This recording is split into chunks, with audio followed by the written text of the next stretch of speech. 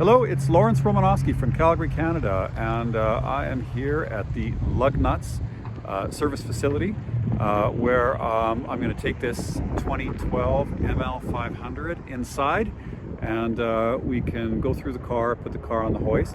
I think this is an interesting way to sell a car, because normally you don't have the ability to put a car on the hoist and look underneath. It can be set up at the dealership, but it's never very convenient because usually all the hoists are busy and the shop is noisy. So this facility gives me an opportunity to rent a bay by the hour and a wash bay, clean the car and put it on a hoist, and then do a walk around video describing the car and then showing you underneath it as well. And of course that's very illustrative to see what the car has been through when you can look at the undercarriage. So we'll take this car inside and go through it, put it on the hoist.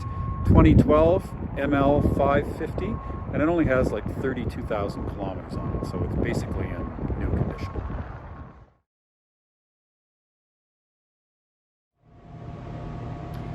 Okay, so we've got this 2012 Mercedes-Benz ML550 inside here, cleaned up, and we can do a walk around of the exterior, interior, and then we'll put it on the hoist and have a look underneath this car. Okay, so let's turn this camera around.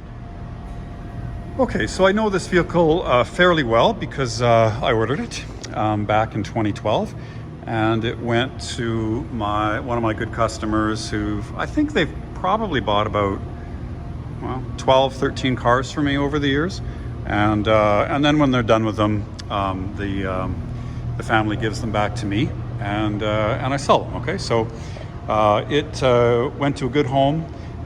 It's a one-owner car. It was bought at Lone Star Mercedes-Benz in Calgary. We have the original bill of sale. New, it would have been about $85,000. The ML500s were normally aspirated up until 2010, I believe, and then for 2011 they got a brand new engine. So this is a twin turbo V8 with 400 horsepower, so it's quite a bit faster than the earlier models. Okay, but let's look at condition. With only just over 32,000 kilometers, you expect it to be in nice shape, and it is. You know, it's one of those cars that I would say it's hard to reasonably fault it, but let's just go through it panel by panel. We'll start with the windscreen. We know in Calgary there's lots of gravel, so it can be tough on windscreens. And we've got a few minor pits. Of course, we do have a Mercedes-Benz windscreen, so there's a few little marks in the windscreen. On the bonnet, we do not have any protective film on it. We can see a couple of rock chips. We're right under the fluorescent lights, which of course show all the swirl marks, so you don't have to worry that you're not seeing those. If I shot it outside, you wouldn't see anything. This is all minor that would come out with a power polish, except there is a little scratch here because it's in the paint. Okay, so that is one scratch in the bonnet. Okay, bumper cover, there are no scuffs, there's no broken grills, there's no cracked lenses. The Doppler radar Distronic is unmarked, and you know, the chrome isn't pitted, so everything looks good there. Down the side of the car, I do not see any door dings or marks on the side of the car as I walk around it. I do see this. There is, I didn't notice that. There is a slight little crease there. Okay, so it looks like something was opened up into it, right? I don't know if you can see that. There you go. Okay, so there's that. The rear bumper looks good. There's no scuffs. This trim plate, which can actually get marked up pretty easily if you're sliding golf clubs or something over that. And this one looks very nice, as does the rear compartment, which isn't stained and the fabric isn't torn. Okay, but let's continue with the exterior. The light lens looks good. The quarter panel, I don't see anything on that. There's very light abrasion there. But this actually looks like material on top of the paint, not in the paint. So that will polish out, okay? Down the side of the car, I do not see any door dings or any other flaws, nor with the running boards. For the wheels, we have this passenger front. We have a tiny little mark on it. The car wears 265/40/20 winter tires on it, and these tires have, I would say more than half tread anyway. Probably 60% would be my best guess.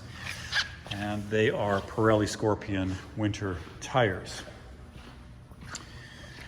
Around the passenger front, we have some curb rash that we can see on these wheels.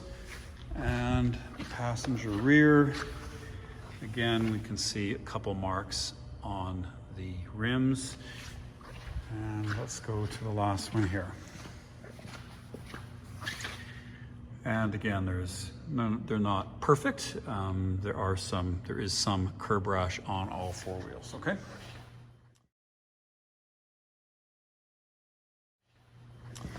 Inside the car, it's hard to fault. The door card looks perfect. The seats look perfect.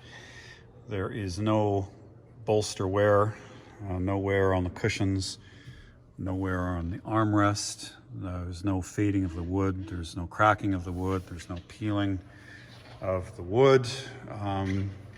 Basically looks brand new in the interior of the car, okay? So condition-wise, there is nothing to fault in the interior.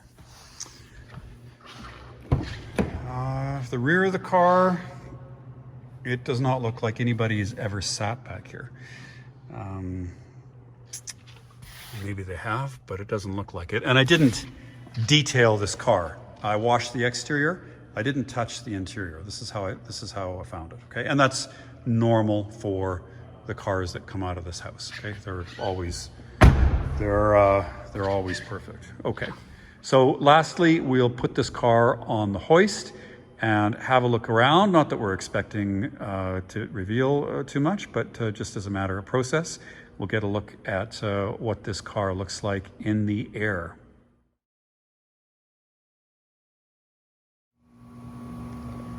Okay, so let's have a quick look underneath the ML550. First of all, when we elevate the car, we can get maybe a little bit better look at the doors and the sides to look for door dings, and a look underneath the bumper to look for scrapes, and there aren't any here. And let's have a look down that door. Also, we get a better look at the tires to see if they have any uneven wear, and we can see how much life is left on the tires. And these look to be about half done. Okay, so about 50% wear. Okay, Pirelli Scorpions. Okay, around the other lower bits of the car, we can see in the wheel arches, the lower bumper, and again, there's no bumper scrapes, okay? Tread on the rear tires, again, around 50%. Obviously, this isn't a show car, so there's some dirt on the bottom of the car, as you would expect. But what are we looking for? We're looking for oil stains, leaking shocks, and these cars have the air suspension, so you don't want to see you know, leaks coming from the struts. Okay, so no leaks from the hubs. The rear differential is dry, and again, there is nothing that's at all surprising. There's one of the big air bellows which supports the weight of the car on either side, and there's nothing in there that looks like a problem, and you wouldn't expect one, but that doesn't mean that there isn't. So the transfer case, you can see the drive shaft going forward for the front wheel drive, and you know, of course, it's never been apart, it's not leaking. You know, sometimes they might sweat along the faces of the different castings, and that's not the case. We have skid pads in place for aerodynamics and efficiency, so you can't really see too much under there, but there's no oil leaks. Control arms, and they're just dirty. Kind of looks like rust, but it's just dirt. This vehicle goes to a ranch with dirt roads, and so that's what that is. And there's no tears in the CV or the half shaft boots, and no leaks from the air suspension on the side. Okay, so looking at the brakes, big 4-piston front brakes, no leaks of brake fluid. And you know what, with a car that has been looked after and that hasn't really spent, I don't think, a single night outside in its entire life, and it only has 32,000 kilometers on it, I'm not expecting to find anything, and we didn't find anything, you know. But as a matter of process, just to look for, you know, accident damage, or if the car ran over anything, or if it was jacked up incorrectly, or, you know, one of the trim pieces was, or the under tray pieces was damaged. You could look for leaks in the brakes or leaks from the air suspension, and you get, you know, a really good look of the car on the top and on the bottom, to put your mind to rest, you know, about buying something that might be bought sight unseen, but that gives you the maximum amount of confidence. Okay, so I hope I've done that with this vehicle. It's a vehicle that I ordered brand new for the client. It's one of at least a dozen cars I've ordered for them. They all come back this way. This didn't get a detail. This is the way I found the car. All I did is washed it, and that was just to take the dirt off that it got driving to this facility. Okay, so it's the way the car has always been kept.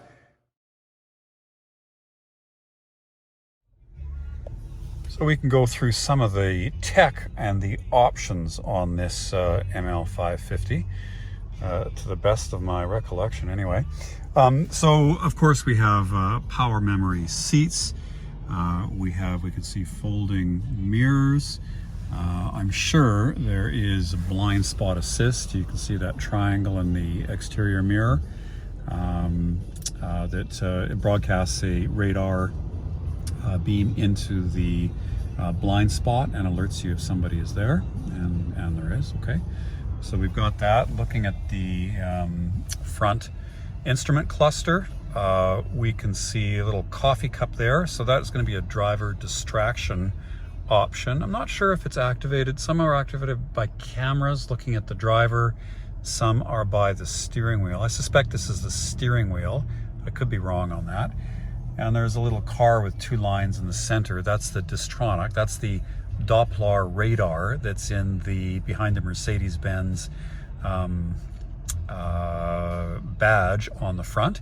And so that is a medium and long range radar that presets the distance between you and the car ahead of you. So that's Mercedes-Benz calls that Distronic.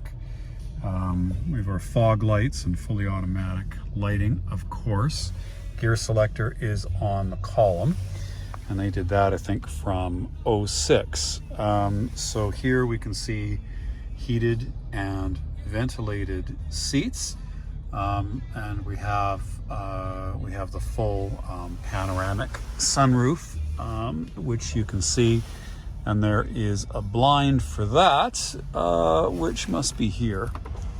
So we can close the front and rear blinds for the sunroof.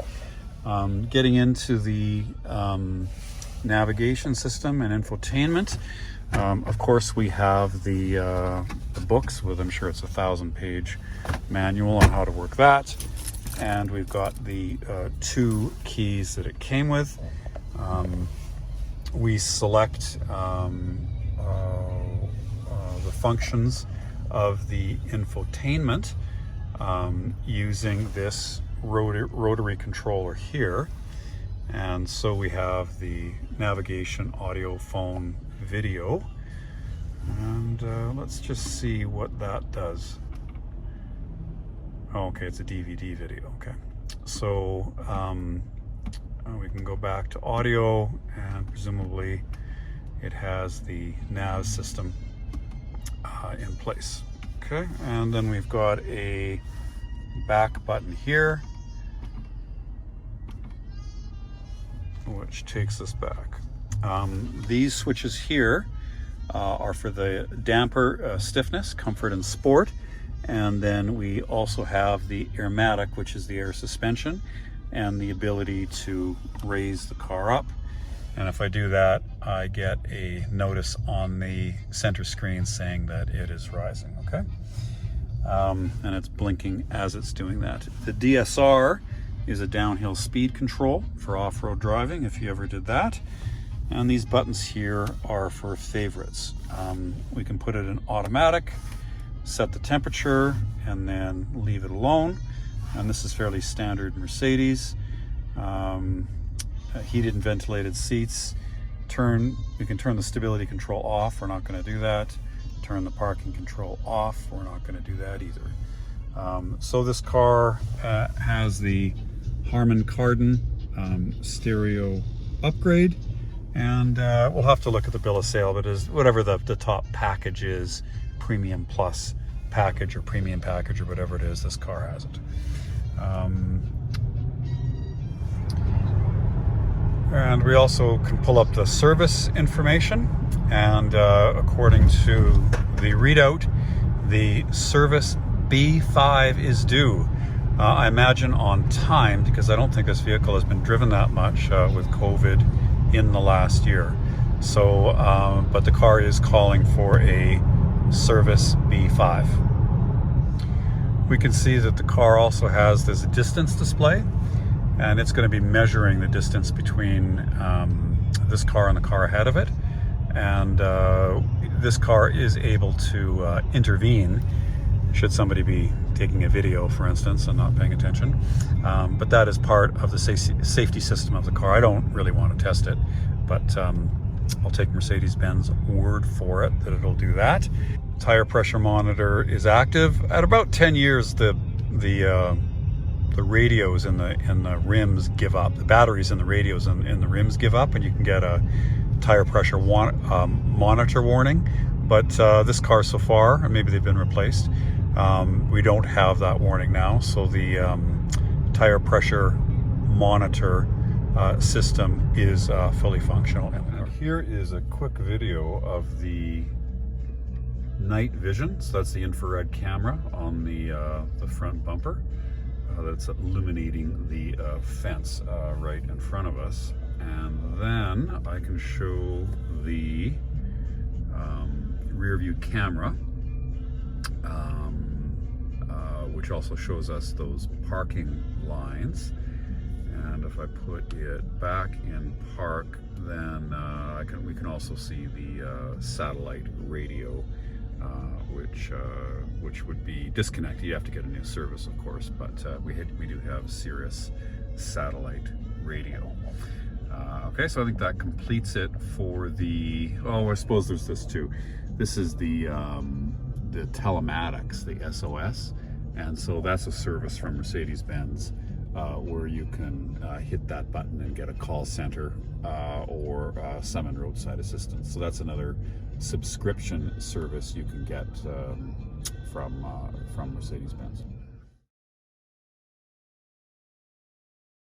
In summary, then you've got 2012 ML550 with some evidence of light wear on the exterior, commensurate with careful use over the years. I mean, the car is almost 10 years old. It it looks brand new. If you really wanted to, you could refinish the wheels for $150 each and give it a power polish and a detail and put some 3M on it. But really, I don't see what else you would do to the car. It's worth noting that on an SUV, the conditions of the SUVs vary very significantly depending on how they're used.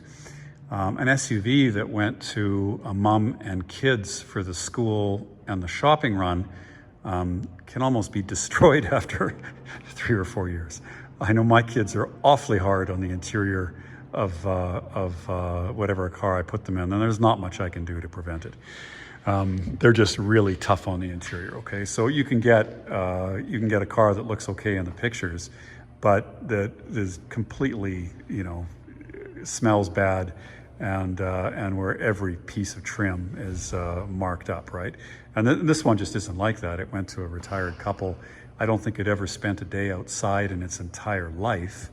It doesn't look like anybody's ever been in the back, let alone fed in the back or car seats or whatever. So this car has had an easy life, nor has it been used hard. I mean, you can tell these rear bumper covers will tell you a lot about how the SUVs were used.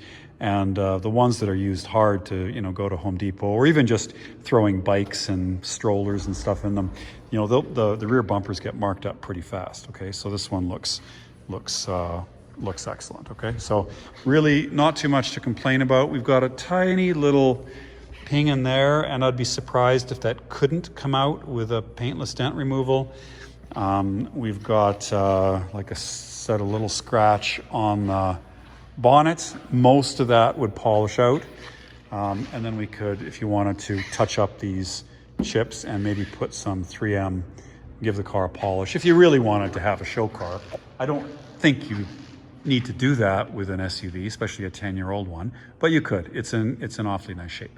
So, and I think if you're looking for a used ML, it would be pretty difficult to find one in nicer shape than this. Okay, so with that, Lawrence Romanosky from Calgary, Canada, and the Lug Nuts shop, where I'm grateful to have the use of and be able to show this car in good light in warm and dry conditions, and hope that you've enjoyed the video. Please like and subscribe. Thank you very much.